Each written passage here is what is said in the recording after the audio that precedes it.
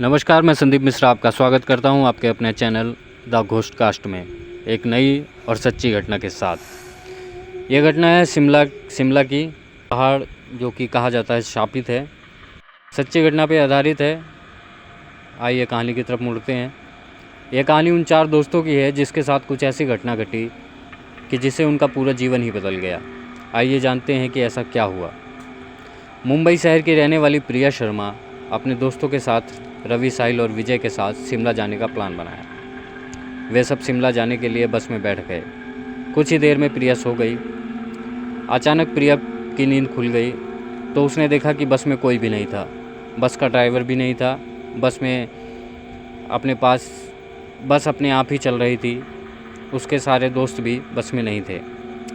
यह सब देखकर प्रिया डर गई और ज़ोर ज़ोर से चिल्लाने लगी। अचानक उसे लगा कि कोई उसके पीछे खड़ा है। जब उसने पीछे मुड़कर देखा तो वहाँ एक स्त्री बैठी हुई थी। उस स्त्री का चेहरा जला हुआ था। ऐसा लग रहा था कि किसी ने उसके चेहरे पर तेजाब फेंका हो।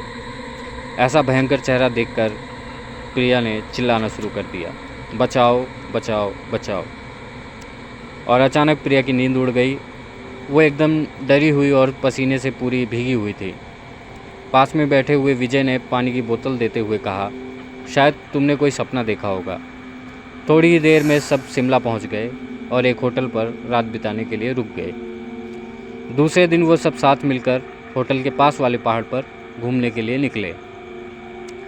करीबन आधे घंटे में वो सब पहाड़ की सबसे ऊंचे चोटी पर पहुंच गए। वहीं से नीचे देखने पर घने पेड़ पौधे काफ़ी सुंदर दिख रहे थे। अचानक साहिल चौंक गया और बोला, नीचे देखो, कोई खड़ा है, लगता है कोई स्त्री है। विजय और रवि भी देखने लगे लेकिन उन्हें कोई दिख नहीं रहा था और बोले, तू पागल हो गया है क्या? इस घने जंगल में कोई स्त्री आएगी, और आएगी भी तो कैसे? तुम्हें शायद कोई भ्रम हुआ होगा।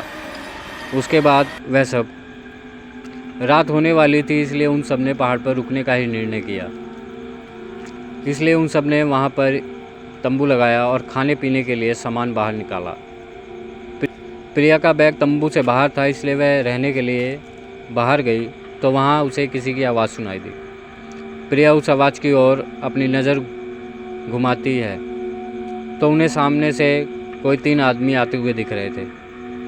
उनके हाथ में धारदार हथियार देखकर प्रिया डर जाती है और दौड़ के तंबू के अंदर आ जाती है। उसने अपने दोस्तों को भी यह बात बताई लेकिन कोई उसकी बात पर विश्वास नहीं कर रहा था। प्रिया चिल्लाकर बोली, आप सब पागल हो गए हो क्या? कोई भी मेरी बातों पर भरोसा नहीं कर रहा है, इसलिए मेरे साथ बाहर आओ, मैं आपको बताती हूँ। वो सभी बाहर आकर शिखर की चोटी से नीचे देखने लगते हैं।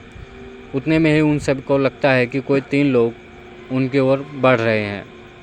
यह सब देखकर वो भी डर जाते हैं और तुरंत ही अपना अपना सामान समेटने लगते हैं और बड़े से पत्थर के नीचे जाके छुप जाते हैं। थोड़ी ही देर में सब ऊपर आ जाते हैं। प्रिया देख रही थी कि उनके हाथ, पैर और सिर आम आदमी जैसे बिल्कुल भी नहीं है। वो सब एक जगह पे बैठ जाते हैं और कुछ तांत्रिक विद्या शुरू करते हैं। उनमें से एक आदमी अपने हाथों की उंगली को काट देता है, लेकिन अंधेरे की वजह से उन्हें कुछ भी ठीक दिखाई नहीं दे रहा था। अचानक उन चारों ने देखा कि एक औरत उन आदमियों के बीच में आके लेट जाती है। कोई नहीं जानता कि आखिर वो औरत वहाँ कैसे पहुँची। प्रिया ने कहा, मुझे कुछ समझ नहीं आ रहा है, आखिर ये सब हो क्या रहा है? मुझे बहुत ही डर लग रहा है। एक के बाद एक वो तीनों उस औरत को सूंघने लगे। वहीं पे अचानक उस औरत ने अपनी उंगली उठाई और हमारी तरफ इशारा करने लगी। हम सब डर गए। वो तीनों औरत को छोड़कर हमारी ओर बढ़ने लगे। हम सब पहाड़ी से नीचे होटल की ओर दौड़ने लगे। हमारी आवाज़ सुनकर वो तीनों हमारी ओर दौड़ने लगे। प्रिया और साहिल सबसे आगे थे। विजय और रवि उनके पीछे दौड़ रहे थे।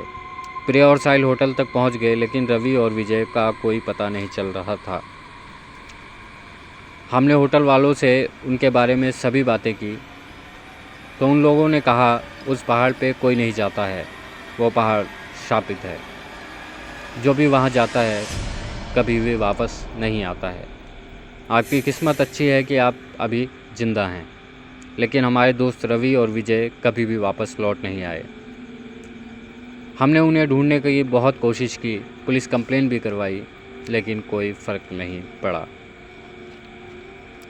ये थी कहानी शिमला के शापित पहाड़ की। अगर आपके पास भी कोई ऐसी डरावनी कहानी या सच्ची घटना है तो आप मुझे भेज सकते हैं। ईमेल लिंक डिस्क्रिप्शन में है। तो मिलते हैं एक और नई और सच्ची घटना के साथ, नई कहानी के साथ। तब तक के लिए नमस्कार।